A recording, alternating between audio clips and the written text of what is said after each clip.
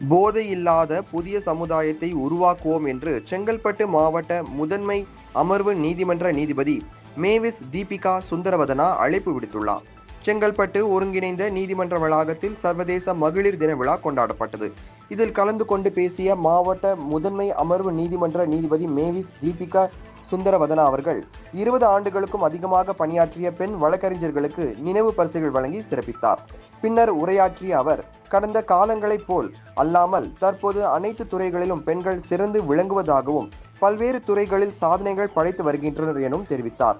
போதைப் பொருட்கள் புழக்கம் அதிகரித்து வருவது நாட்டிற்கும் சமுதாயத்திற்கும் நல்லதல்ல எனவும், போதை இல்லாத புதிய சமுதாயத்தை உருவாக்க அனைவரும் போராடுவோம் எனவும் அவர் அழைப்பு விடுத்தார்.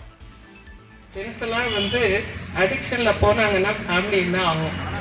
அதே மாதிரி ட்ரக்ஸ் ரொம்ப ஈஸியாக அவைலபிளாக இருக்கு. இந்த மாதிரி சொசைட்டி போச்சுன்னா இதுக்கெல்லாம் அந்த காலத்தில் லேடிஸ் படித்து வெளியே வரணுங்கிறதுக்காக சில லேடிஸ் பாடுபட்டாங்க.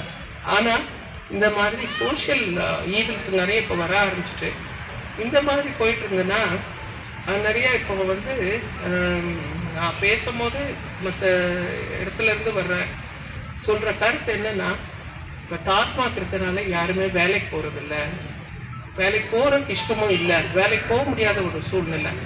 ஸோ இதெல்லாம் நம்ம கண்டிப்பாக மாற்றணும்.